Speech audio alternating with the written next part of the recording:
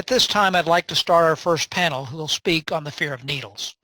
We have a very strong lineup of speakers, including Dr. Janine Guidry from Virginia Commonwealth University, Jennifer McLennan from the University of Michigan, Dr. Amy Baxter, who works with both Pain Care Labs and Augusta University, my alma mater, Dr. Megan McMurtry from the University of Guelph, and Armand Davila.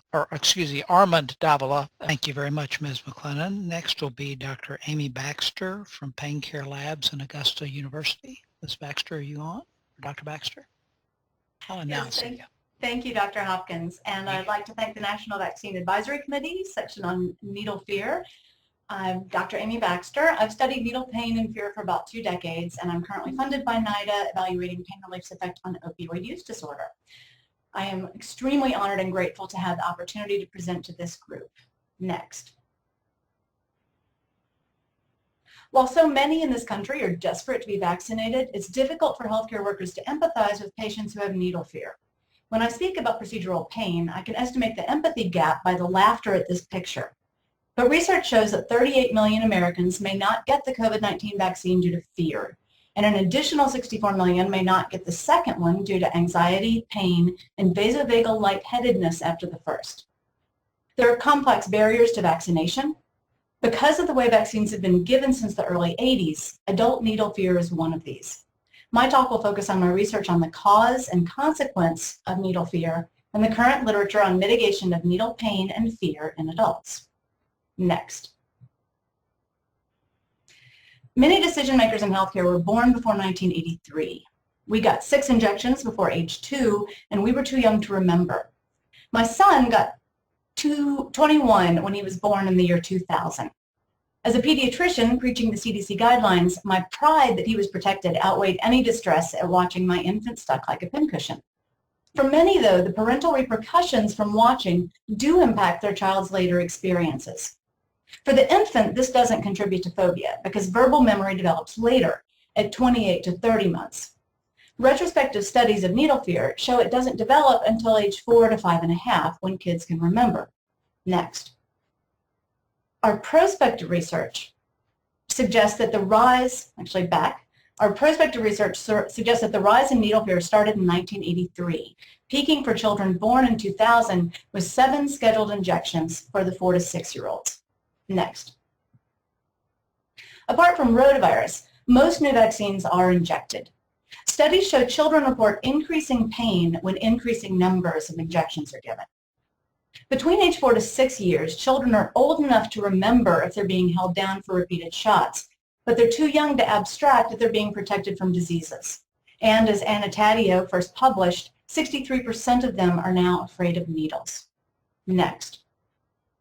In 2009, I received an NIH SBIR grant from the Eunice Shriver NICHD to develop a device to reduce pain on vaccine injection. The device, called Buzzy, uses a specific mechanical frequency that's a sympathetic and A-beta nerve stimulator. The device first desensitizes the vaccination site, then the unit is moved proximally, placing the needle as near as possible to the motor at the business end of the bee. Buzzy reduces needle pain up to 88%, but more on that later. Next. As part of the Buzzy studies, pre-adolescents getting their 10 to 12-year boosters rated their needle fear on a 0 to 100 millimeter visual analog scale. From Hamilton's 1995 paper, we expected fewer than 25% would endorse fear. Instead, as you can see in red, it was 95%. The average preteen's fear was 63 millimeters. Doctors McMurtry and Pillay found that young children's reactions to vaccines are tied to their parents' anxiety, particularly the parents who watched their infants get so many sticks. But by pre-adolescence, we found that the parent-child correlation was inverted. When asked, how anxious are you about your child's vaccine, 25% of the parents, in blue, took the effort to endorse 0. In contrast, 15% of preteens took the time to endorse 100. Parents were over their children's anxiety. The kids were still fearful. This may be where shame begins. Next.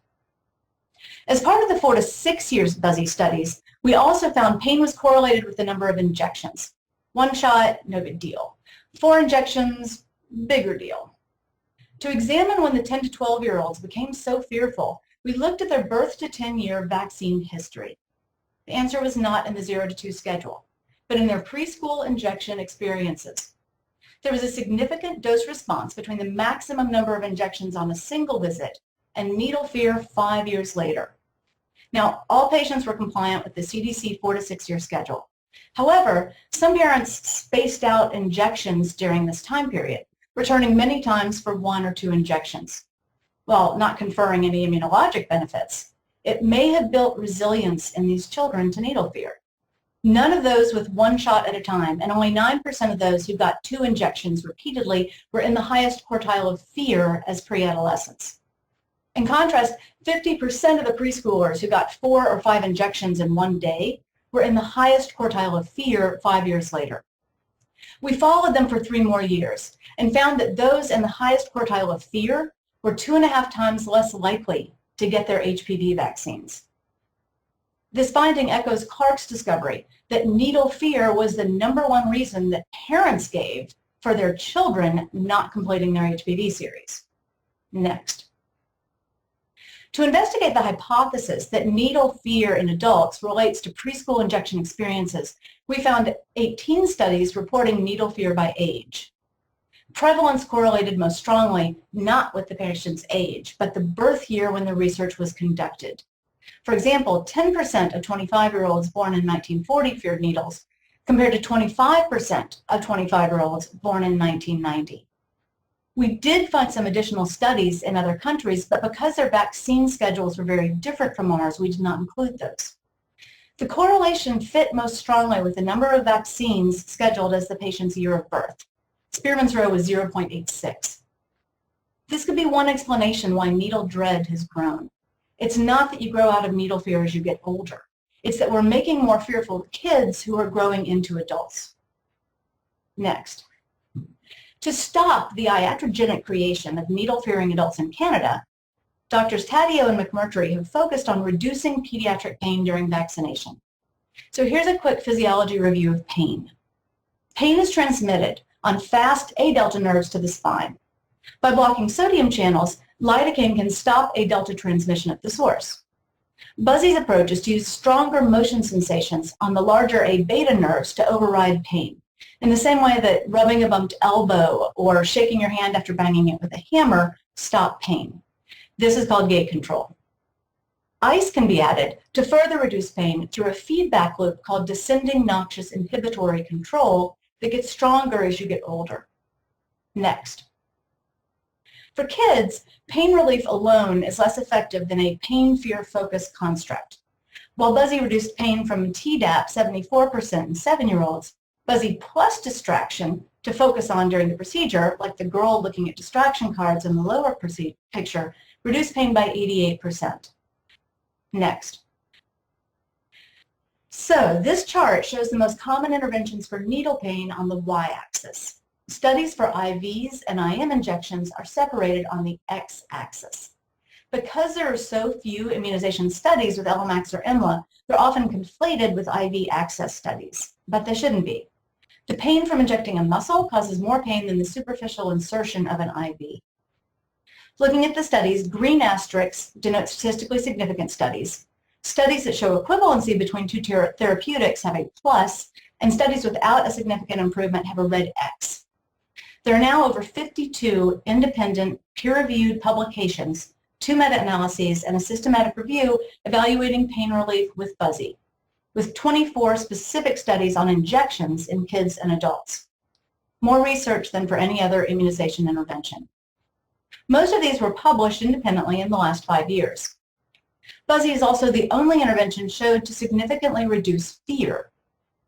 Relevant to this panel, a hospital employee flu shot study demonstrated improved satisfaction, and several studies note significantly better pain relief for the needle-anxious adult.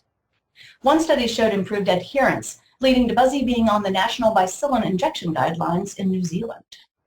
Next. Which brings us back to the optimal data-driven approach for improving a 2-vaccine COVID-19 series. For adults, fear is a complicated spectrum. For some patients, the pain pales in comparison to the autonomic storm of dread. These patients need to get in and out quickly to control their rising panic, because if they leave, they won't return. For other patients, a strong parasympathetic vasovagal fainting response leads to fear because they want to avoid fainting.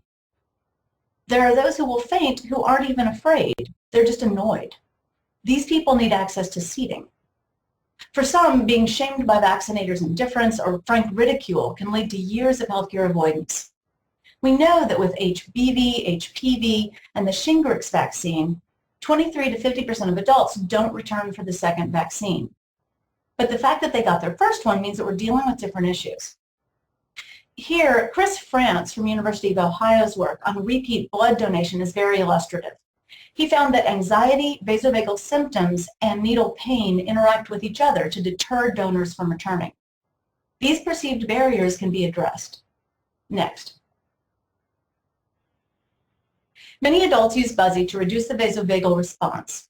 Because Buzzy is a sympathetic stimulator, it may block the parasympathetic blood pressure drop that leads to lightheadedness.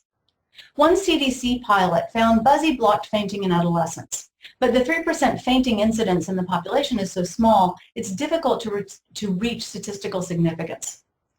Another anecdotal but unproven benefit is reducing second-day soreness. Vibration at Buzzy's frequency reduces delayed onset muscle soreness for athletes. Child life workers and nurses, and I, used Buzzy for 60 seconds before and after their COVID vaccines to reduce vaccine arm the next day. While this hasn't been prospectively proven, and I would love to test this, the possibility itself may be an excuse that embarrassed patients can use to cover. Next. What has been proven is that Buzzy successfully reduces pain and fear in adults and children. Pain reduction is necessary, but it's insufficient as what we need to do for COVID vaccines. Needle-dreading patients are used to telling healthcare workers what they need and what is effective for them and having them be ignored.